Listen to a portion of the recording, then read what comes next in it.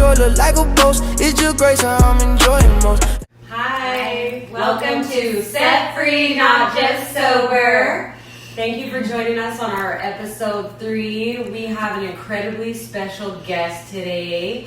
We want to welcome Chief Pastor Phil Aguilar. Thank you so much for joining us. We are so pumped about this. It is a privilege and an honor to get here with two hot-looking women that love the Lord Jesus Christ. That's Amen. beautiful. Okay, so let's get right into it, Chief. We want to know where it all started. Did it stem from any trauma? Did your addiction stem from any kind of childhood trauma? Did you have anything bad happen to you as a kid, or do you think you were just out of hand? You know, I was one of those kids. I got the story like a lot of people have. You know, I found out over the years that, my dad was my hero. I'm the oldest of 6 kids. I watched a TV show called Father Knows Best. And I tease people, my show was Father Knows Best. Your show nowadays is Who's Your Daddy? You know? Things have changed so much. But as I was watching that TV show, my dad just became my hero. But my dad never was any of those things. Never remember him saying, I love you, son. So it was total disconnect, and then another woman came in, and he took off with her. So I just hated everything about that he did, but I loved him because he was my hero, and he could do no wrong in so many ways. Next thing you know, after he left, I'm the oldest I'm the big kid in the family, and my mom had to go to work. So I was running amok, at 12 years old, and just mad at the world. I was out, I started a little crew in my neighborhood called the Olive Street Crew, and we were out just demolishing things, vandalizing things, spray painting things. Olive Street Crew all over the place, and just was mad at life, mad at the world. So I started really young. I had no idea there was no God in our life at that time. Right. So I went on, and then, like I said, as I became a teenager, then the drugs came in, the older fellows said, hey, smoke this, drink this. And so I just went for everything. I was sniffing glue was my first start off,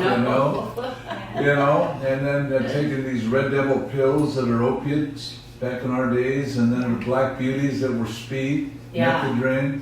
And I found out if you took a black one and a red one and a little alcohol, man, it was your 8-ball of the day. So I'm just young, crazy. And back in those days, in my high school days, like I said, I was just a rebel as could be. And we were all weed smokers, pot smokers. And back in those days, it was a felony to smoke weed. So at 18 years old, I got busted for marijuana possession. And I'm locked up for a year in the county jail. So I went in peace. Stay high, sleep, hippie, and I came out a wannabe thug, And during that time, I thought I found love in my life, beautiful redhead Danny, was the love of my life. So I thought that would change everything, but I found out we're all looking for love in all the wrong places. And then she betrayed me, burned me with my alleged so good best friend. So I'm betrayed by my dad. My mom's not there. Nobody's there for me, like I said. So I just shook my fist at God. He's the easiest to blame. And I went on and spent the next 15 years, from 15 to 30, just on a rampage of starting trouble, starting a motorcycle crew. And we're, doing things, badasses on bikers, And then finally, like I says, arrest after arrest. And then finally, at 30 years old, I got busted for a heavy-duty felony for violence. And the next thing you know, I'm sent away to Chino State Prison in California. Was that your rock bottom, you think? That was my rock bottom because I got all my family, but everybody's happy that I'm there. My rock bottom is nobody really cared that I was gone. Right, yeah. And that was a lonely, terrible feeling. And it was just from a child calling out for love all these years, and daddy's love, that he didn't have. And a lot of people talk about being abused, but I was the abuser. Right. I was going to take it out on everybody, every woman, every young person, And just like when I was hearing your testimony, those people that we'd be friends with them just so we could rip them off. Stuff like that. I was a 100%. dirty, no good guy. Ended up there, and when I got locked away, finally I fought it with all I had. Mom bailed me out. She said, no. I said, finally, I realized, you know what? Man, they need to throw away the key. Really? Yeah, I said that after I was sentenced to a 10-year sentence, you know, and I go, they're the right thing. Just throw away the key because I'm a terrible person. Oh, wow. And so, yeah, that was my rock bottom, and I never got lower than that, you know. Okay. So I get in there, and at first, you know, I started, you know, getting with the fellows. And the next thing you know, we get out of Chino State Prison. One of the guards said, "Hey, any of you guys want religion? Walk on down the hall." So they were having a chapel service. Yeah. And so I go, "Oh, that's cool," because I heard girls come in, you know, sing Christian songs. Yeah. So that's bait, you know, I'm going. Yeah. You know, this is cool as can be. And, Was there girls there? No, they didn't show up. Dang it. Fat, short, bald-headed white guy shows up. Dang it. And this guy just, you know, I'm going, "Oh, what's this? What's he got?" I don't relate to him. I don't get him. He got nothing I want. And then he started talking about this peace that comes from Jesus. And I go, "Oh." Started to listen about it, you know. Yeah. And I listen a little bit more, and I go, "Man, I want some of that." And then comes the little time when he's there. He goes, "If you'd like to give your life to Jesus," anybody, about 40 or 50 guys, "If you'd like to give your life to Jesus, stand up right now." And I go, "Oh, hell no." You don't want to do that, right? I'm not standing up. Yeah. I'm doing time with these guys. The last thing I want these guys to do is think I'm some weakling. Yeah, a Christian. Yeah, because Yeah. all every Christian I knew was a lame, a lopper, loser. Yeah. And so, but there was something inside. Now I know it was the Holy Spirit of God. There was something inside that said, "Hey, stand up." And I stood up. And that was the first decision in my life that I believed that it was courageous, that I just knew was the right decision. It was the right thing to do. I stand up, gave my life to Jesus that day.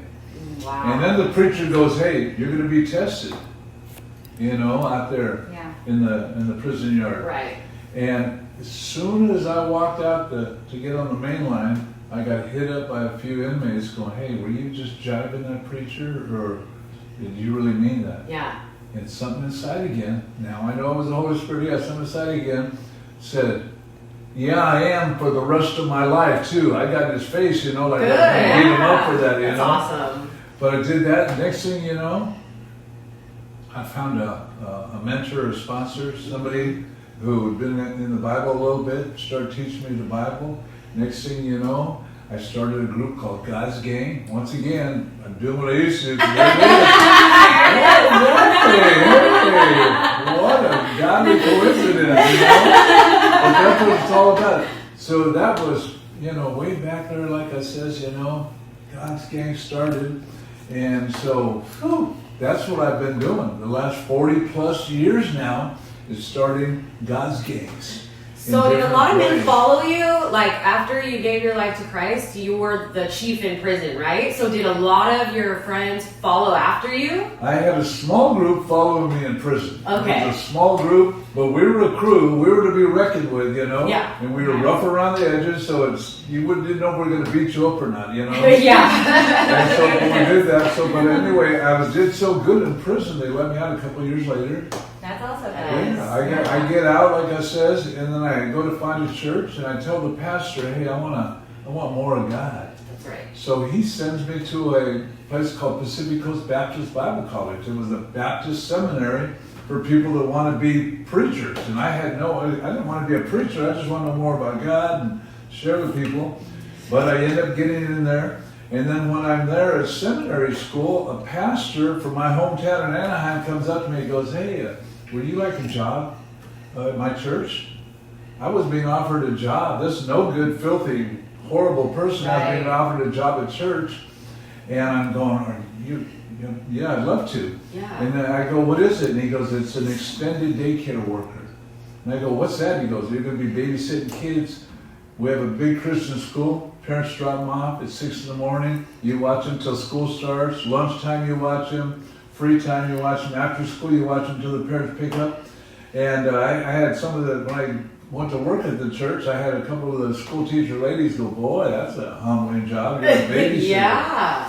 And it was very humbling, but I told them, you know, I can remember telling those women, I go, "Hey," one lady in particular named Holly, I go, "Holly, one day I'm going to be your boss." Yeah. I was a man on a mission, you know? Yes. And so sure enough, like I did, a couple of years later, I became assistant pastor at that church.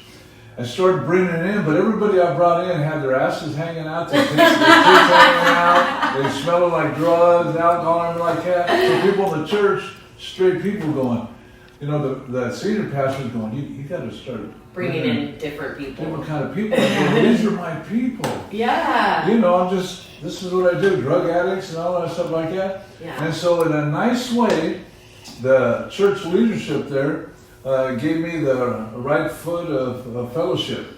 You know, in other words, we love you, but you got to get out of here. Wow. So sure enough, I go, man, what am I going to do? So I said, you know, God told me, I believe, I want you to start a church. It was called, we named it Set Free Baptist Church, and 10 of us from that group right there helped me start that church. Wow. And that was 1982. Wow. And that was the first Set Free Baptist church in the world. And was it here? Was it in Anaheim? It was right in Anaheim. Right in Anaheim, you know, not far from here. So I haven't wandered too far off. Okay. I'm still in Anaheim. But through the years, that first church, it was a warehouse. And we just had, we had it open 24 hours. We took people in. Yeah. I started renting houses, taking people in. We'd have 30 people living in each house, you know. Yeah. We just kept filling them up because we didn't just want to catch fish, we wanted to clean fish. Yeah.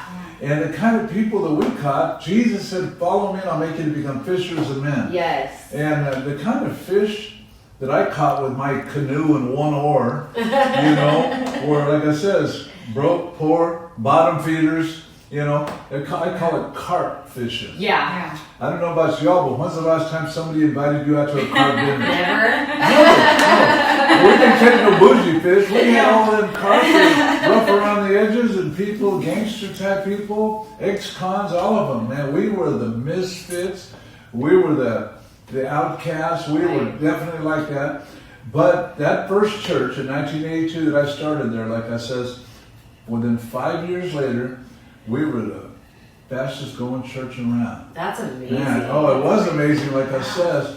And then as we were feeding people lunches every day and stuff like that, these two people came into our church, a guy and a girl named Paul and Jan Crouch. And if you do the history in the church in America, the first people that had a television ministry that went worldwide were Paul, Jan Crouch. Oh, wow. These two people came to me and loved what I do. I got them on video, on TV going, I've never met anybody more like Jesus than Pastor Phil Aguilar. Amen. Now, I'm not making this up, and I'm not thinking this. Yeah. I go, I still know I'm a sinner saved by the grace of God. But these two people who just happened to have a juice card, Yeah. they had the microphones that spoke around the world. We have one that will speak socially and certain things. There's the biggest TV program in the world, Trinity Broadcasting Network.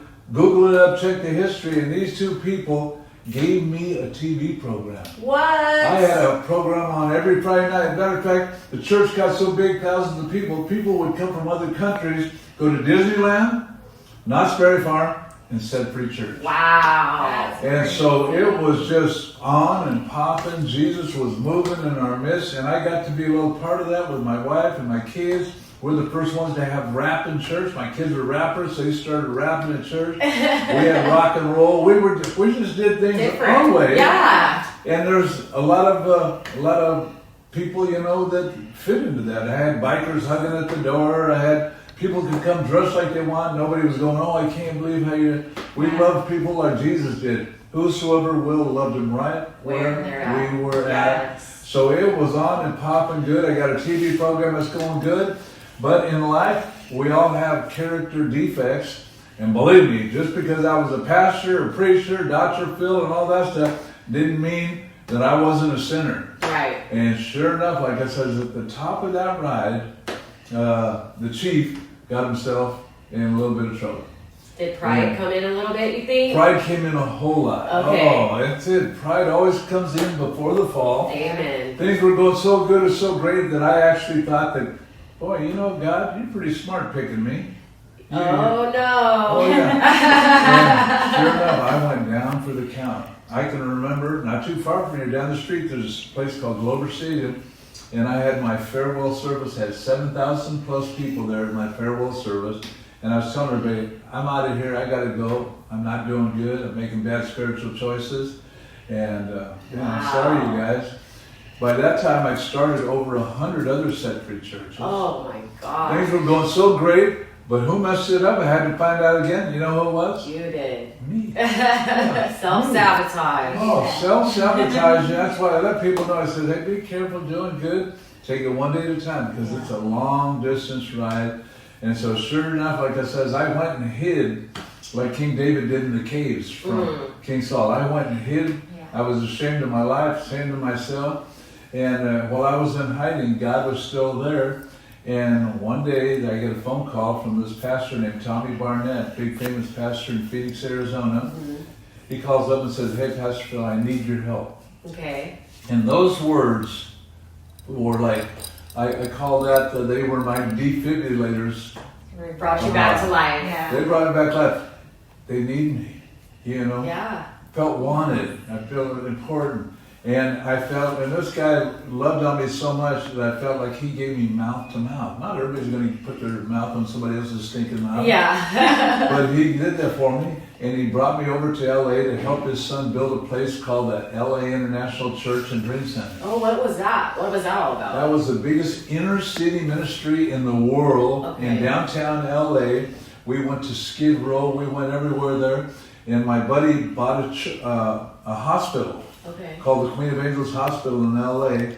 It was 15 stories high on 10 acres and all that stuff, and we filled it up. We had people, AIDS victims there, we had gunshot victims there, we had drug addicts there. Wow. And that's one of the biggest places in the world, but I got to be part of that. That's right. But character defects of my past, so things of my past, sure enough, came up again, and I had to go to court back here in Orange County, so I had to leave LA, coming back to court over here, spent 18 months in court, fighting against 3 women saying I was a cult leader, and I took their furniture and I took their stuff. So after 18 months, finally that was done. So I got back, started Set Free churches again, and I'm rock and rolling again. So the ups and the downs, the ins and the outs, the overs and the unders. Oh my God! I tell people, hey, remember, life's a journey. You know, that's why just little baby chunks, you know, at a time. You know, so I was doing good, and then I was doing bad, then I was doing good, then I was doing bad.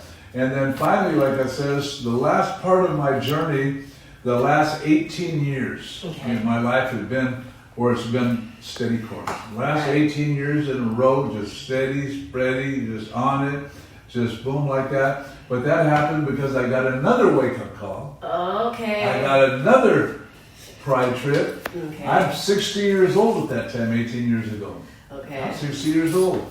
And I got my guys, they're all about a third of my age. Yeah. And I'm a biker, so I'm the leader of the pack. Yeah. And I'm rolling down the road, and they're following me everywhere I go. Well, one day, I led them to a place that there was no reason I should be going there. Right. But I was told by a certain group, you're not allowed to come over here. Oh, no. And don't tell the chief you can't go somewhere. Keep going. And sure enough, I led this crew, and I led them to a nice, beautiful, wealthy area called Newport Beach. Uh-oh. And I led them to a bar in Newport Beach. So here's this pastor, doctor, therapist, Christian man leading his motorcycle crew at 60 years old to a place in Newport Beach called Blackie's Bar. Mm. And while I was in there, these other people who will remain nameless, but you can Google it up, like the biggest motorcycle club in the world, came to this bar to basically tell me, you know what, we're going to beat you up. And it just, that day, the hands of fate moved, and a fight ensued, and the next thing you know, basically, I'm arrested for attempted murder, and $1 million bail. Wow. And my cell is filled with sons of mine, along with the others. And I can remember, just like it was yesterday, God telling me, hey, you're playing follow the leader, you're the leader. And guess who you're leading? Your sons, your own sons. They're here because of you. Yeah. They wouldn't be here. They ain't got no beef with these guys. They don't care if they can't go someplace. Yeah. You're the one, your pride, your ego, you know, thinking nobody can tell you anything. And that's why I tell people, like I says, hey, you know, after you get sober, after you get clean, watch out because things will sneak up on you. And sure enough, like I said, my pride snuck up big time. It was huge there. And I'm there, you know, now it's on there's a thing you're probably not familiar with, a thing called newspapers. They had back in my day. What are those? Yeah. Newspapers went worldwide. Oh, wow. Then it went on the internet worldwide, and the biggest people that hated on me were other Christians. Oh, They yeah. go, what were you doing in the bar? What were you doing fighting? Why were you doing, you know, stuff like that? Condemning you. Hey, condemning me left and right. And so I realized the Christian world was pissed off as could be to me, but I fought the next 2 years, and by the grace of God, because the detectives in 5 different cities said, the ATF and the DA, they said, we're going to put you away for 30 years. They publicly told everybody. So I was gone. But by the grace of God, I got out of that, and not to start another church. What did I do? Started a treatment center. Oh. Because I found out addicts, when they find out that I've been arrested, it isn't like the end of the world. Yeah, we don't care. No way. We're like, oh, us too. They got their own problems, like I said. So I get out, and I went from pastor, doctor, to, you know, addiction specialist, whatever that Right. is, you know. This means I've been a drug addict for a long time or something like that. Yeah. But yeah, so then started doing that. And now we come into this time in my life because these last 18 years, but the reason these last 18 years have been so good is because that biker world, that nobody's going to tell me nothing, I'm a tough guy world and everything like that, we've learned in our world the only thing we need to change is what? Ourselves. Yeah, and how much of ourselves? All of it. All of it, everything. And so me, because I'm a biker and I'm always with the bikers and I'm in a pack and I'm at every outlaw run and I'm every event, you know, Easy Rider, this, that, woman, and like that. Everything's got to have chains on me and all that stuff. I had to change everything. Yeah. And I have been to one event. My sister Sunday was with me, like I said. And it was like a homecoming, you know, going there because I had to change that life. Yeah. I love it too much. When I hear the sound of a Harley, it's like a wet dream. You know, I mean, it's just beauty. I love it, you know. It's my world, my life. But do I care more about my life, my wife, my kids, my family, everything, than I do about my selfish, prideful things? And so since that day, I started on a thing, becoming a professional forgiver. Okay. And that's something that has helped me so much because, like I said, I'm not mad at anybody, I'm not fighting with them, I'm not arguing with anybody. Yeah. And year after year, I've just gotten better at being a professional forgiver, caring more about people, loving people right where they're at, not just the biker community, not just that one type or not just that one look or anything like that. Yeah. So that's what I've been working on for these last 18 years. That's amazing. So would you say, when did you finally realize you went from being just sober to being completely free? Do you think that even when you were pastoring and all that time that you were not completely free yet? Or when do you think you got free from everything? I had seasons where I was totally free, excited and everything like that. But success is another thing we deal with. Yeah. Being a loser is easy, man. I suck, I'm no good, and everything, stuff like that. Yeah. But being successful, it's heavy to handle, like I said, it's because, you know, you got people coming into your life, hitting you up, this, that, and everything like that. Yeah. So I had different seasons where, boy, it was just great, going good and everything like that. But then, like I said, pride, like I said, once you start getting real successful, then people, you know. You start feeling yourself. Yeah. People start going, hey man, how do you do it? And you start believing the press. Yeah. You know, and I watch it with people all the time. That's why I tell people who they start thinking they're doing something extra special, I go, you're a rookie. Yeah. And they get all pissed off. And when they get all pissed off, I know that they really are a rookie. Yeah. And they're struggling with pride. And they're struggling with pride. And that's what it always comes to. Pride is the center, is the beginning of all of it in our lives. Right. And now, you know, in my old age now, like I says, you know, it took me a lot longer, but a wise person learns from mistakes, but a wiser one does what? Learns from the mistakes of others. Yeah. But I found out, not very many wise ones. No, not really. Yeah. Not really. So when you mentor people, you've taken so much time in your life to learn all these lessons, right? So do you believe like mentoring people is important? Mentoring people is everything, because like I said, when we learn something from somebody, it does a certain thing in our minds and everything, like I said.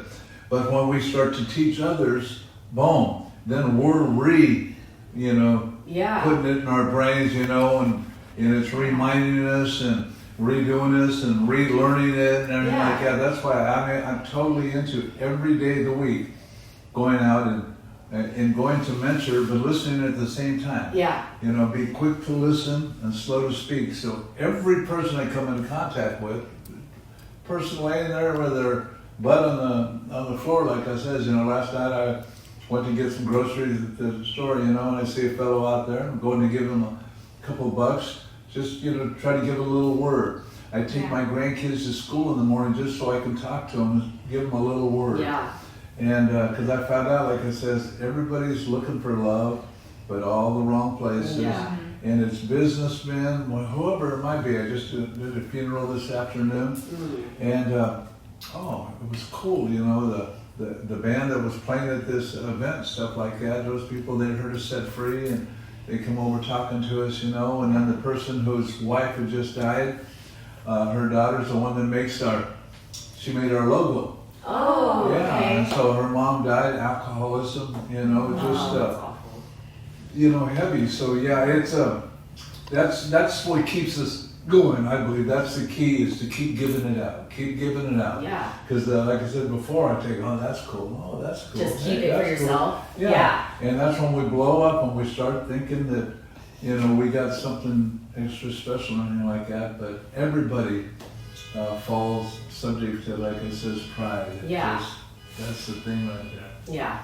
So if you thought of if anybody was struggling with humility, do you think that there's some tips or tricks to like humble yourself, or do you think that God really does have to humble you? I think the best way that we can do it, like it says, is everybody finding a mentor, a sponsor, a life coach, having people in our lives where we're listening to it. Like I said, I start off my day making sure, you know, that I make my things and I'm grateful, thankful, and appreciative. Yes. You know, I'm going to start. I get my routine going on, like I said, and then going out.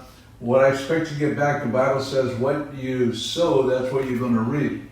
So what is it I want to get back? Hey, I want to have a great day. I want to get along with people. I want to feel good with people, you know. But looking for people who we can be of service to, you know. You know, Moses, a servant of God. Joshua, a servant of God. Every king, King David, King Saul, everybody did good until they started serving themselves. Yeah. You know, David was doing good, serving people, you know, killing Goliath and all that. But then, like I said, as soon as he starts wanting to lust, you know, and so we have to remember, you know, the lust of the flesh, the lust of the eyes, the pride of life. That's, Did you ever struggle with codependency? you know what? I struggled with, I'm not sure what the psychobabble name is. Cindy would know. Like I said, I struggle with, like I said, stepping on women. Okay. You know, yeah, you know, just having a handful at a time, you know, and just totally an abuser. Yeah. You know, a predator. That just, like I said, after Anna, I felt like I had to get even, Right. you know, for all that stuff, like I said. So I was you know, codependency in the sense of an addict, you know, gotta have a fix. Yeah. Gotta have a fix, you know. Yeah. And that's just bad because there's not enough, Never. you know. Yeah. When it doesn't have to do with Jesus, it's never enough. But let me just leave you with one of the last little tips I can give you. From the moment we get up, I tell people that's when the trigger happens, because our mind's activated. Yeah. And so feeding our mind, doing that checkup from the neck up, you know, feeding our mind, getting rid of that stinking thinking. And now, that's why I said this last 18 years has been it's been good, you know, a little left, a little right, but I mean, basically straight ahead, and that's huge. And I don't say that pridefully. I say that, like I said, it started at 60, needing that new PhD course Yeah. in humility, you know, where everybody's seeing my face on the cover of not the Rolling Stone, but you know, the head newspaper, you know, this Yeah. guy. And most of the time when they read this guy did this, and most people believe what they read. So that was very humbling, and to never have to go through that again, like I says. And I found out just surrendering every day, and it's easier said than done. Yeah. Absolutely. You know, but not isolating, getting around others, getting around people. Some people will say get around people that, you know, will tell you where it's at, but just get around people that you can trust and love, and enjoying the ride. Yeah. Enjoying the ride. All right. What do you think the success rate is for people in recovery that like don't believe in God versus people that do believe in God? Sunday and us are reading this book, like it says, the unfair advantage that Christians have. And think about that. We have an unfair advantage? Yeah, we have Jesus. People without, you know, I think that we've got a slight edge, but a slight edge is worth it. Yeah. Yeah. Yeah, no, slight edge is worth it because the failure rate's heavy. It is heavy, you know, Yeah. and we get prideful real quick, you know, Yeah. thinking we did it. And that's why, you know, little comments that I make with people, hey, what a difference a year make. What do you mean a year? You know, and you watch people in recovery get pissed off, you know, because, no, I'm ready. You know, I'm going home. And then you got to, you know, pump the brakes a little bit because, hey, it's, Takes time. yeah, Yeah. it's heavy, you know. Yeah. We want to get out there and conquer the world, and we think we're ready so quickly, you know. Right after detox sometimes. Yeah. I've seen it. Seen it happen, and I've seen them fail a lot of times. So But I love it when people are happy in their detox and they're, you know, Yeah. they're there, and then it just, when you see people doing good, you see their posture's good at meetings and everything like that, you want to help people like that. You want to go for people like that. People you that know? are willing to help themselves first. yeah. Yeah, and we've all been through it. Like Oh, it yeah. says, you know, we think we know it all, we think we know enough, you know, all that stuff like that. But being an example, and there's not a greater high that I know of than seeing people do well, and people that actually admire some of the choices we're making. Absolutely. And Yeah. so, hey, I love what you guys are doing. We love what you're doing. Yeah, you changed our lives. Yeah. We always love it so much. We're so grateful for you. And Yeah. to give us a space to like just calm down, just stop the brakes and just figure out our lives and, you know, put Jesus in the center. So we thank you for that. Yeah, well, thank you. You guys opening up your lives. Like it says, a lot of people, they don't want to let anybody, they want to think they're all something, like it says, but every person we come into contact with is going through something. Yes. Going through something heavy, but how we handle it is the big deal of it. Absolutely. Do you have any more questions? No. I Okay. think this is it. All right. Thank you, Chief. We Thank love you, you.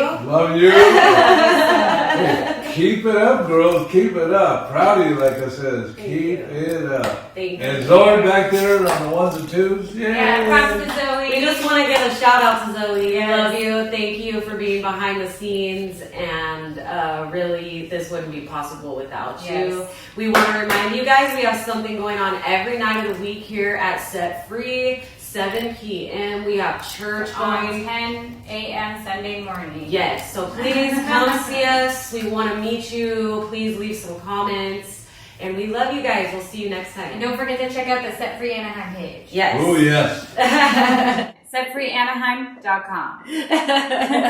I'm restored, I'm just walking with the Lord. And my joy look like a